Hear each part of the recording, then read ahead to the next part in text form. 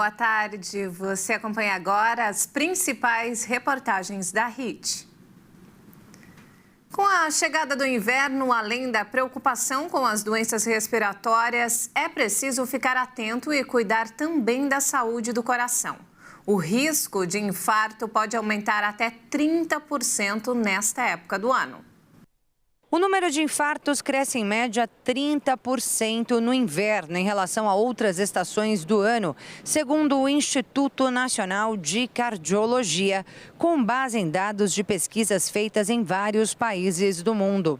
Eu conversei com um especialista que explica por que isso acontece e como deve ser feita a prevenção. Acompanhe. Isso ocorre devido a uma adaptação do corpo humano ao frio. Por causa do frio, na tentativa de diminuir a perda de calor, o corpo faz algumas adaptações, entre elas a vasoconstrição. Então ela faz com que os vasos ficam mais constrictos e com isso diminuam o aporte de oxigênio e sangue para órgãos vitais, entre eles cérebro, coração e etc. Além disso, essa vasoconstrição propicia um aumento da pressão arterial, que também é uma outra causa importante de infarto nessa população. Como podemos prevenir os infartos durante o inverno? É super importante durante a temporada de inverno e também de baixas temperaturas que alguns cuidados sejam tomados. O primeiro deles é manter uma hidratação adequada. A hidratação pode diminuir a questão da vasoconstrição e com isso diminuir a chance de outros eventos cardiovasculares.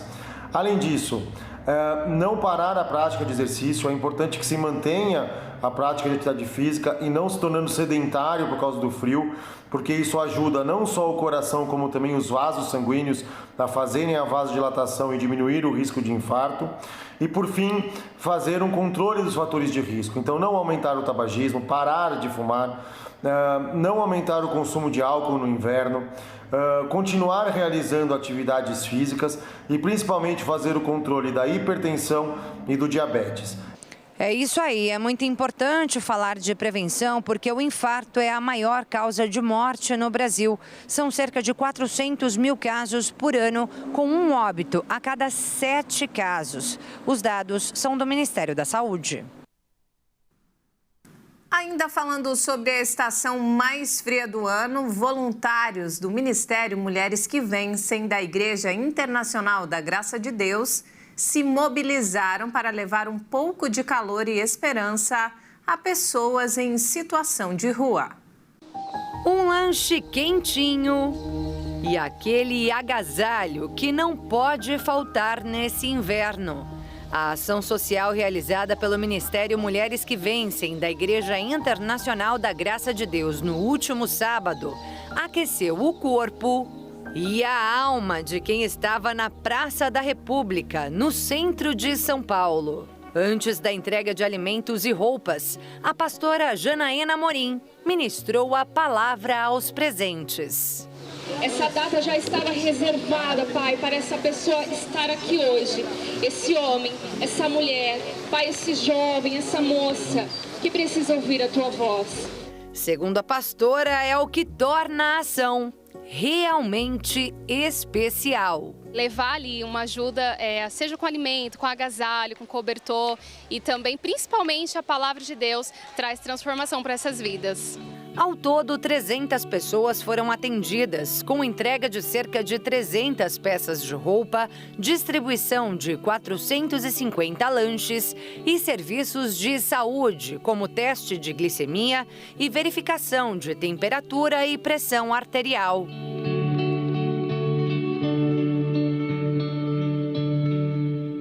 E essa é só mais uma entre tantas ações realizadas pelo Ministério Mulheres que Vencem. Todos os sábados, elas se reúnem na Igreja Internacional da Graça de Deus para ajudar quem mais precisa, com bens materiais e especialmente com uma palavra de fé. A gente supre as necessidades físicas e emocionais e em seguida a gente entra com a palavra, cuidando dessa alma e resgatando ela das mãos do inimigo e fazendo ela verdadeiramente ser uma nova criatura. E você também pode colaborar doando agasalhos, cobertores, roupas de cama e alimentos não perecíveis. Leve sua doação em uma igreja internacional da Graça de Deus em qualquer lugar do país. E olha só, o Brasil registrou 50 mil pedidos de refúgio no ano passado, segundo um relatório divulgado pelo Ministério da Justiça. O número representa um aumento de 73% em comparação com o ano anterior. A maioria é de venezuelanos e cubanos. Em 2021, haviam sido feitos pouco mais de 29 mil pedidos de refúgio. Os dados constam do relatório Refúgio em Números. As solicitações foram feitas por pessoas de 139 países, em sua maioria venezuelanos, cubanos e angolanos. Essas três nacionalidades representam 85% do total. No ano passado, o Comitê Nacional para os Refugiados, CONARE, ligado ao Ministério da Justiça e Segurança Pública, analisou 41.297 pedidos de solicitantes de 141 países. Conforme os dados, 57,8% desses pedidos foram apresentados em estados da região norte, com maior volume em Roraima, no Amazonas e no Acre. Dos pedidos analisados, 5.795 pessoas tiveram a condição de refugiadas reconhecida no Brasil, sendo a maioria venezuelanas e cubanas. Os homens representam 56% e as mulheres 44%. A maioria alegou grave violação de direitos humanos ao pedir o refúgio ao governo brasileiro. No fim de 2022, o país tinha 65.840 pessoas refugiadas reconhecidas. O relatório também destaca o aumento do número de mulheres e crianças refugiadas no Brasil, um crescimento gradual registrado desde 2018. De São Paulo, Leonardo Félix. É difícil imaginar que alguém tenha coragem de cometer uma violência contra um idoso ou uma idosa, mas infelizmente isso acontece. E por isso, o mês de junho tem um dia dedicado ao combate à violência contra os idosos. A data foi instituída pela ONU. Amarrada em uma cadeira, no quintal da própria casa. Assim foi encontrada esta idosa de 85 anos em Ananindeua, região metropolitana de Belém do Pará. A agressora era a própria irmã, que no vídeo aparece na janela. E assim acontece na maioria das vezes. As agressões partem de filhos, netos, noras, genros e outros familiares. Mais de 60% dos casos de violência contra idosos acontecem dentro do lar, segundo estudo feito por uma pesquisadora da Fiocruz. Muitas vítimas não denunciam por medo ou porque querem proteger os parentes agressores. Preferem sofrer caladas, ainda que alimentem a depressão.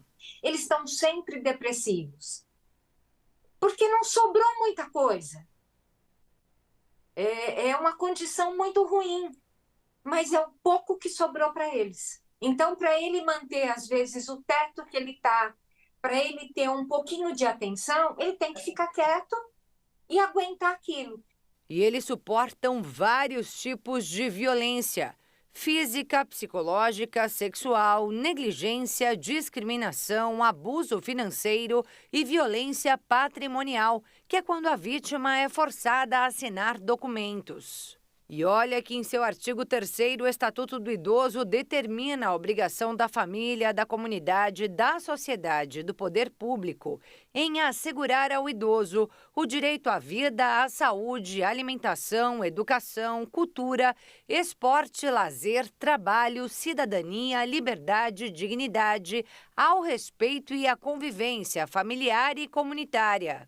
Hoje, o idoso, ele tem amplos direitos, né, que compõem aí para que tenha uma vida saudável, e por esse motivo, tanto a legislação penal, como também a Organização Nacional, né, pode estar amparando com relação a esses crimes.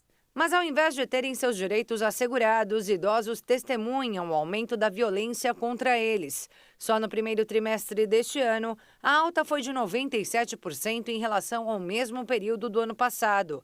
Foram mais de 200 mil vítimas em todo o país de janeiro a março de 2023, segundo dados do Ministério dos Direitos Humanos e da Cidadania. Mas a advogada ressalta que muitos dos agressores não são punidos, mesmo denunciados. Existem alguns crimes que, infelizmente, não são passíveis de detenção, né? Principalmente se for réu primário. De qualquer forma, a orientação da especialista é denunciar sempre. Os vizinhos podem sim fazer a denúncia através da Polícia Civil, da Polícia Militar. O que mais importa é chamar alguém que possa impedir esses maus tratos para não ocorrer coisas piores, né? Um estudo inédito mostra a relação entre o consumo diário de suplementos com as lembranças. Apesar do benefício, especialistas encaram o trabalho com cautela. Uma esperança, principalmente para os idosos, está surgindo para combater a perda cognitiva progressiva ao longo do tempo. Uma pesquisa realizada pelas universidades de Harvard e Columbia, publicada em uma revista científica norte-americana, aponta que tomar um suplemento multivitamínico diário pode melhorar a memória das pessoas com mais de 60 anos. Segundo os cientistas, a reversão foi equivalente a um declínio de aproximadamente 3 anos. O novo trabalho recebeu financiamento de órgãos de saúde dos Estados Unidos e de fabricantes de suplementos, o que gera preocupação no neurocirurgião e neurologista Vanderlei Cerqueira de Lima. Até que ponto esses trabalhos, ou esse trabalho, foi influenciado de uma forma comercial? Esses multivitamínicos foram fornecidos para esse trabalho. A minha crítica é essa. Tem comprovação científica que os fatos vão mostrar ao decorrer do tempo? Ou é uma pressão de marketing para todos nós médicos e, eventualmente, para a população? Entre as principais conclusões, o estudo também encontrou um benefício mais significativo para idosos com doenças cardiovasculares. A comprovação maior é que esses multivitamínicos melhoram bastante aqueles pacientes que têm doenças cardiológicas. Antes de melhorar o cérebro, melhora as doenças do coração. E isso é o que foi visto. Diminui o colesterol, diminui a hipertensão, melhora o diabetes. Então, se você melhorar tudo isso, que é a primeira melhora que a gente vê nos pacientes, e, consequentemente, a melhora cerebral, no caso, a memória. Mas será que apenas os idosos obtêm benefícios com o uso diário de multivitamínicos? E quais são as substâncias que mais precisam de reposição no organismo? Eu conversei com uma nutricionista que esclareceu essa e outras dúvidas sobre o uso contínuo de suplementos alimentares. Além da linha voltada para o público sênior, que ajuda tanto a auxiliar no fortalecimento dos ossos, imunidades, o público, em geral, serve também para imunidade, cansaço, disposição, para memória, prevenção de doenças futuras também. Geralmente são acima de 19 anos. Porém, existe a linha Kids, que dependendo tem para a idade a partir de 4 anos, 2 anos. É sempre bom conversar com o médico, porque pessoas com doenças renais, tiverem algum problema, alguma alergia, alguma vitamina, é sempre bom conversar com o médico. No geral, não tem problema sobre isso. Existem vitaminas tanto para cansaço, existem várias linhas voltadas, tanto para memória, concentração. Existe o ômega, que ele tem o DHA, que é um componente que ajuda na concentração, memória, a colina, o magnésio, que ajuda também na prevenção do mal de Alzheimer. Existem muitas vitaminas que são focadas para cada tipo de doença. Mas o conselho que fica é o seguinte: alimente-se bem e tenha uma vida saudável para chegar o mais longe possível com suas lembranças intactas. Quando eu tenho uma alimentação saudável, uma alimentação equilibrada, eu não vou precisar de vitaminas. Agora, se é um paciente idoso, ele não cozinha, ele pode ter carência dos elementos essenciais da dieta, mais as vitaminas. E aí inclui todas as vitaminas, principalmente aquelas do complexo B, a B12, e a B9, que é o ácido fólico, que são importantes lá para a memória, ou seja, naquele processamento, na liberação de que nós chamamos neurotransmissores, que facilitam as sinapses, que facilitam a conexão entre os neurônios. O ideal é ter uma alimentação balanceada, atividade física, sono reparador, né?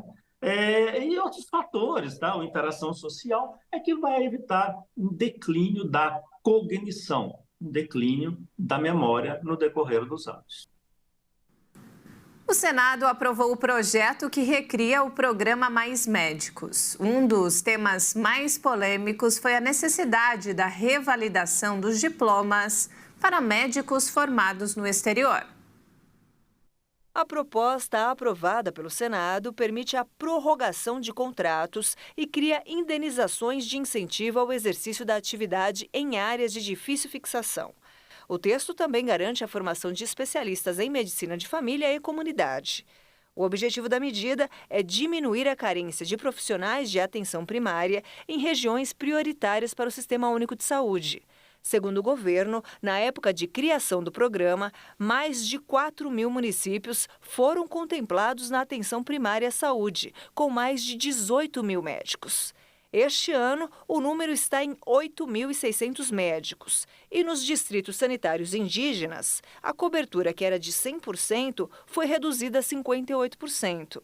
Um dos temas mais polêmicos durante toda a tramitação foi a necessidade de revalidação dos diplomas para médicos brasileiros ou estrangeiros formados fora do Brasil. E ficou definido no texto que médicos sem revalidação vão poder permanecer atuando por 4 anos, não mais por 8 anos, como no texto original. E agora você vai conhecer uma menina que chama a atenção na internet pela inteligência. Eva tem apenas 2 anos, mas parece aprender mais do que as outras crianças na mesma idade. A família acredita que o desenvolvimento acelerado está ligado à ausência de tecnologia no dia a dia da pequena. Ainda com dificuldade de pronunciar algumas palavras, Eva, de 2 anos e 7 meses, gosta de cantar, como muitas crianças da mesma idade. Mas o repertório dela é bem diferente.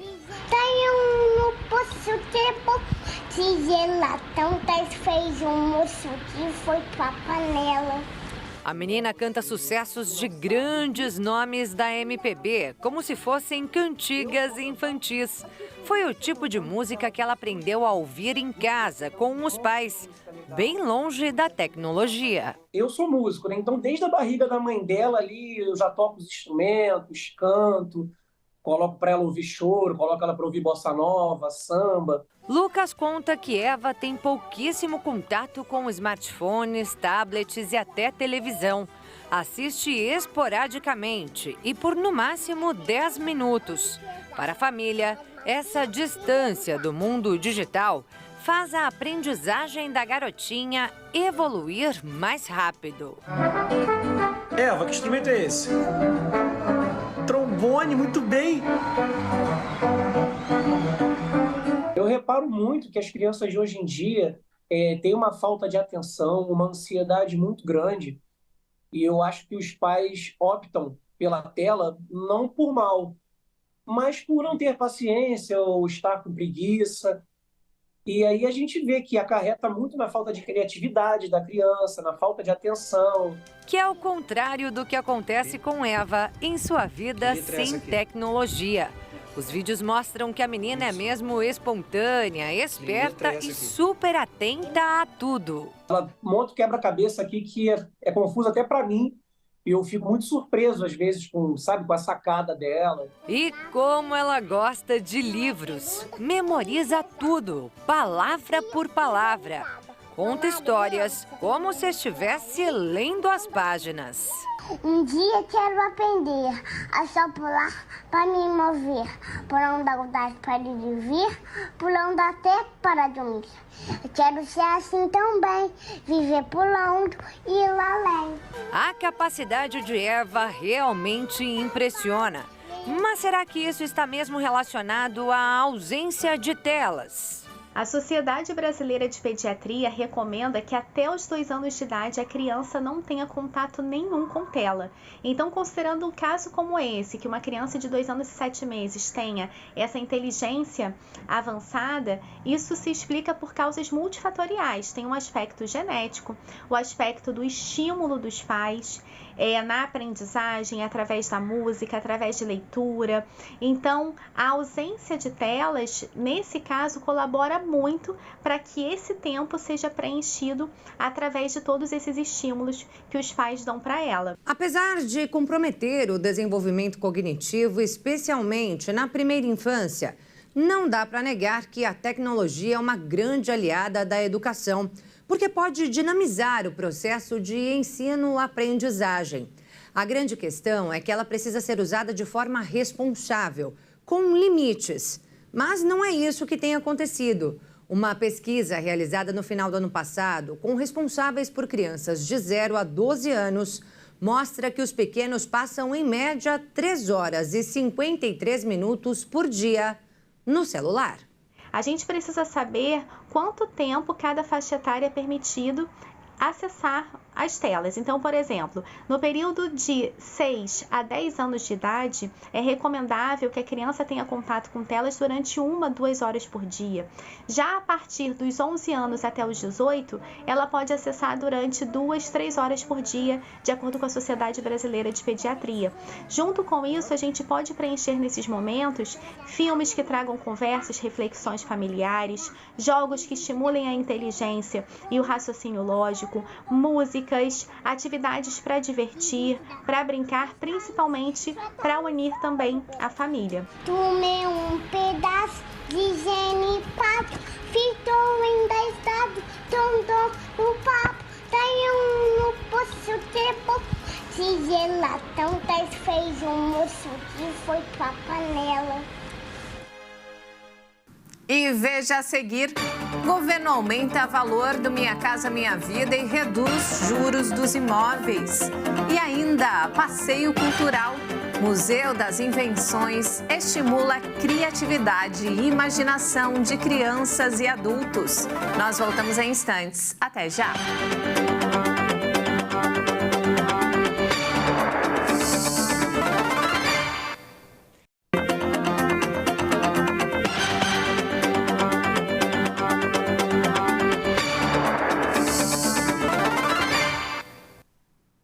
O Conselho do FGTS aumentou o teto no valor do imóvel do programa Minha Casa Minha Vida. E também decidiu aumentar o auxílio para a habitação popular e reduzir a taxa de juros para as famílias de baixa renda. Em reunião nesta terça, o Conselho Curador do Fundo de Garantia por Tempo de Serviço decidiu aumentar o benefício para a habitação popular do Minha Casa Minha Vida, reduzir a taxa de juros para famílias de baixa renda e ainda corrigir o valor do imóvel que pode ser financiado com as regras do programa. O subsídio é a parte do financiamento que é paga pela União por meio do programa habitacional. Em alguns casos, o auxílio do governo pode chegar a 95% do valor do imóvel. A ajuda vai atender famílias de baixa renda nas faixas 1, com renda mensal de até R$ 2.640 e faixa 2, de até R$ 4.400. O valor passou de R$ 47.500 para até R$ 55.000. A taxa de juros cobrada para famílias com renda mensal de até R$ 2.000 passou de 4,25% para 4% ao ano para as regiões Norte e Nordeste e de 4,5% ao ano para 4,25% ao ano para as regiões Sudeste, Sul e Centro-Oeste. O valor máximo do imóvel que pode ser comprado na faixa 3 para as famílias com renda de até R$ 8.000 passou de R$ 264.000 para até R$ 350.000. Esse valor vale para todo o país. O teto dos imóveis para as faixas 1 e 2 do Minha Casa Minha Vida ficou entre R$ 190.000 e R$ 264.000, de acordo com a localização do imóvel. O governo do presidente Lula separou R$ 9,5 bilhões de reais para o programa Minha Casa Minha Vida neste ano. A meta é atender 2 milhões de famílias até 2026, considerando todas as faixas de renda. E falando sobre economia, as exportações brasileiras devem crescer mais de 5% este ano. A previsão de alta acontece mesmo com a desaceleração do comércio mundial. Na contramão da queda de ritmo do comércio mundial, o volume de exportações brasileiras deve crescer 5,4% em 2023. De acordo com o relatório do Indicador de Comércio Exterior da Fundação Getúlio Vargas, o resultado vem após já ter aumentado 4,4% em 2022. A Organização Mundial do Comércio prevê uma redução no ritmo de crescimento do volume do comércio mundial de mercadorias de uma alta de 2,7% em 2022 para 1,7% em 2023. E para a América do Sul, o avanço sairia de 1,9% para 0,3% no mesmo período. O levantamento da FGV informa que o Brasil é a maior economia da região e o maior exportador. Entre os 30 principais exportadores mundiais de 2022, o Brasil é o único país sul-americano, participação de 1,3% nas exportações mundiais. De janeiro a maio de 2023, o volume exportado pelo Brasil avançou 9,3% em relação ao mesmo período do ano anterior. De janeiro a maio de 2022, essa alta foi de 0,6% em relação ao mesmo período do ano anterior. O saldo da balança comercial brasileira atingiu o recorde de 11 bilhões e 300 milhões de dólares em maio.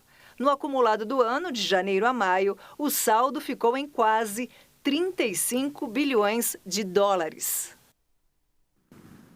E olha só, as mortes em acidentes de trânsito causados pela mistura de álcool e direção caíram 32% no Brasil entre 2010 e 2021, mas o índice de internações aumentou 34% no mesmo período.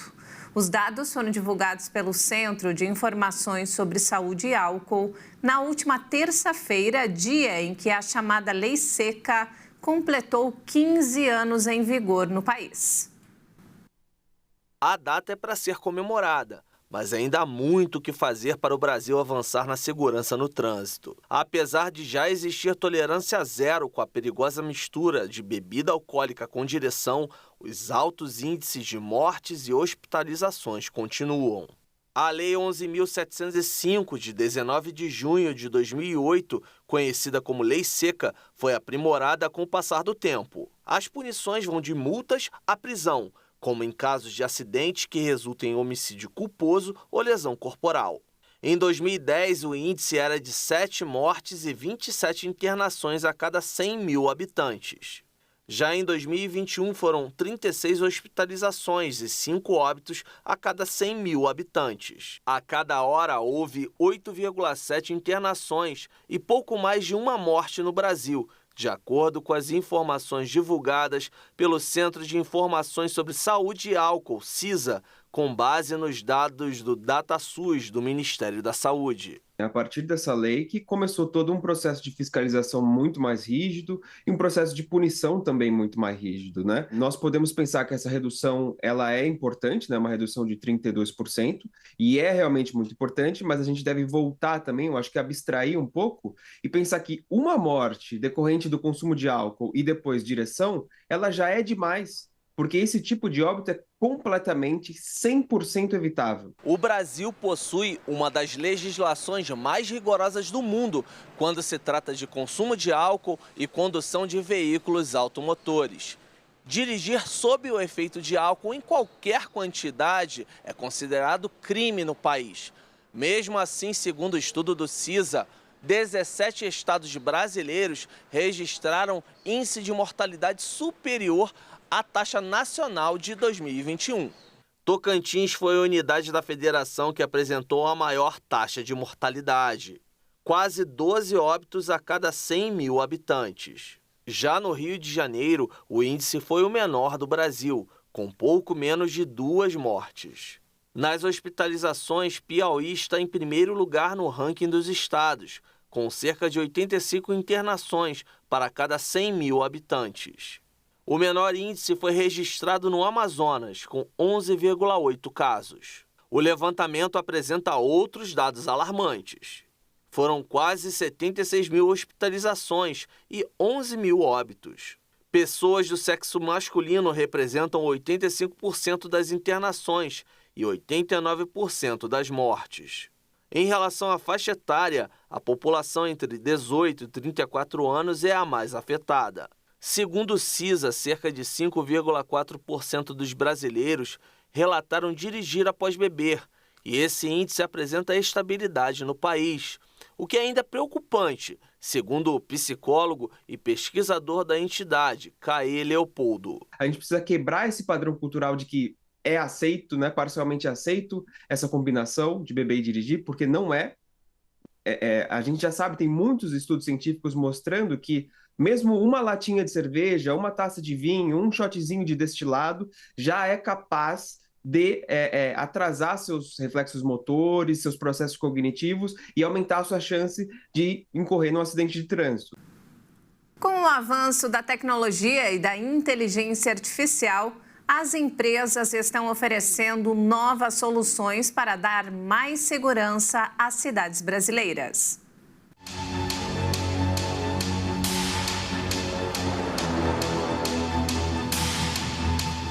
10 das 30 cidades mais violentas do mundo são brasileiras. 40% da população do país já foi assaltada. Por aqui acontecem cerca de 3 roubos por minuto. Cerca de 25% dos roubos de celulares que ocorrem no mundo são aqui. 1.000 carros foram roubados ou furtados por dia no país em 2022. Um aumento de 12% em relação a 2021. A cada hora, os criminosos levam 41 veículos. A violência é um dos temas que mais preocupam os brasileiros. Principalmente nas grandes cidades, sair de casa pela manhã e retornar em segurança à noite após uma jornada de trabalho ou de estudo é um desafio. A gente não tem uma noção de onde que tem o perigo, de onde a gente pode estar seguro, na verdade, na rua, né? Então a gente está totalmente inseguro, né, de estar na rua, né, o dia a dia, né? Ultimamente está piorando a cada dia a insegurança, a intranquilidade de quem mora, do morador, de quem trabalha. Eu me sinto insegura. Tem mais ou menos um mês lá na Praça da Sé mesmo, o cara avançou no meu pescoço para arrancar minha corrente. Mas apesar da incerteza e da sensação de insegurança nas ruas, os tempos atuais trazem oportunidades para a sociedade e para as empresas fazerem negócios. Sorria, você está sendo filmado. Com certeza, você já ouviu muitas vezes essa frase. E agora nós vamos conhecer algumas soluções, inovação e tecnologia para aumentar a segurança pública e privada aqui no Brasil. A gente está mostrando aqui as soluções de inteligência artificial integradas para a área de segurança, para identificar suspeitos com reconhecimento facial, leitura de placas e outras inteligências comportamentais. Além disso, integrar todo o sistema de segurança, não apenas o vídeo, mas também o controle de acesso, o incêndio, o alarme e fazendo tudo funcionar de forma unificada. A gente vai conhecer agora uma porta inteligente. Quem vai explicar para a gente é o Marco.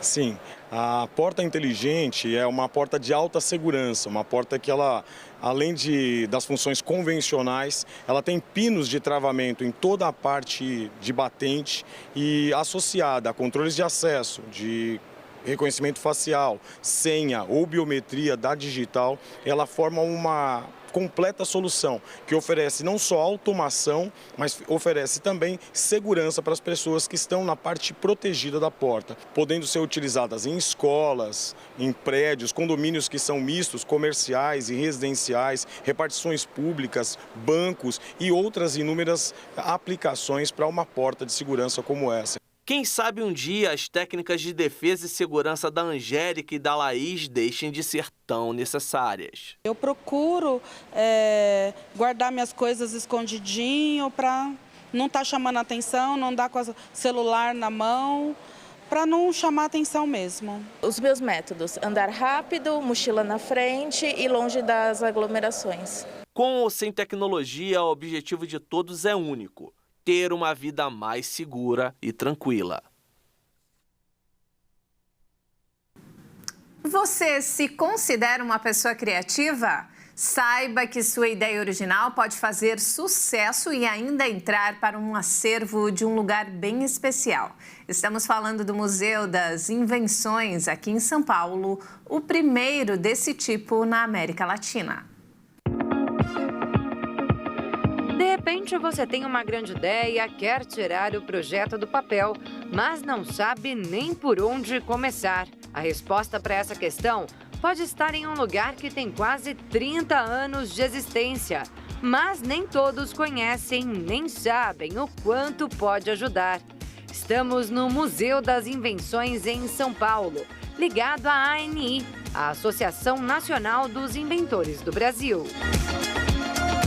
Quando a ideia, o projeto é inovador, nós auxiliamos através de registro, blindagem com patente, tanto nacional quanto internacional, que é um trabalho um pouco mais jurídico, um pouco mais técnico, então nós temos aqui todo o suporte para essas questões e também depois entender como que o empreendedor, a pessoa quer levar esse projeto para o mercado.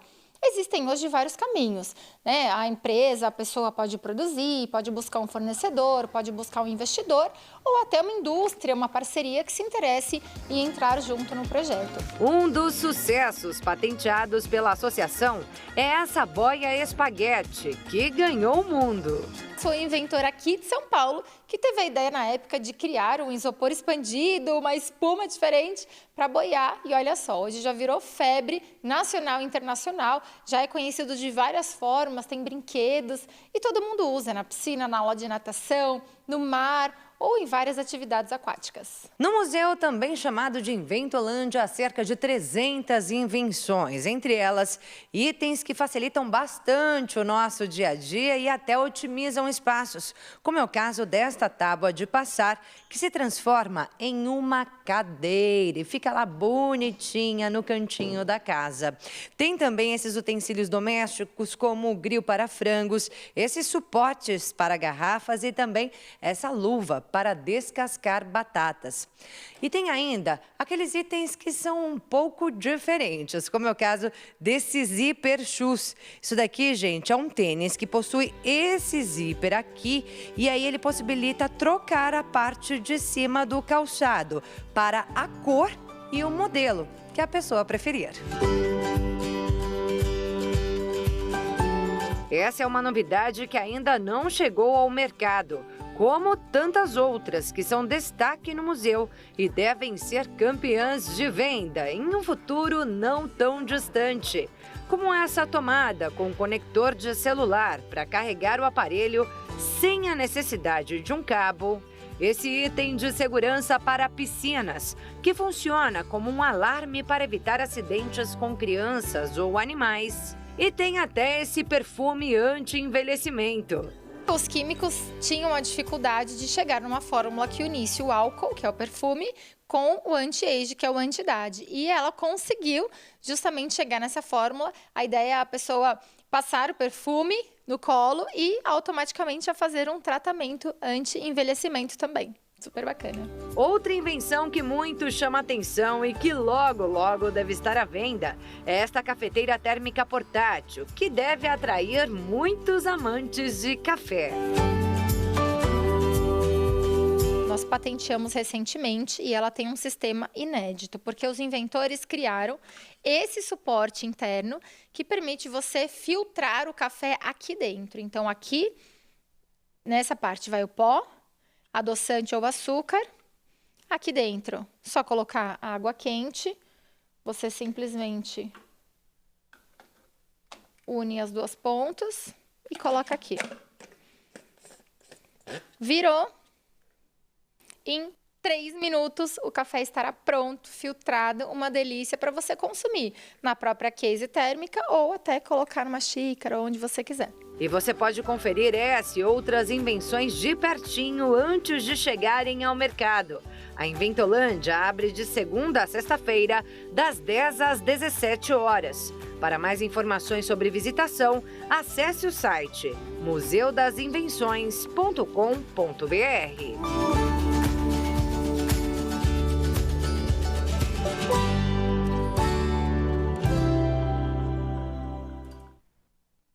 Em Não temos mais tempo, essa edição fica por aqui. Mais informações ao longo da nossa programação. E se quiser rever as nossas reportagens, é só acessar o canal Hit Notícias no YouTube. Obrigado pela companhia e um ótimo domingo para você. Até mais!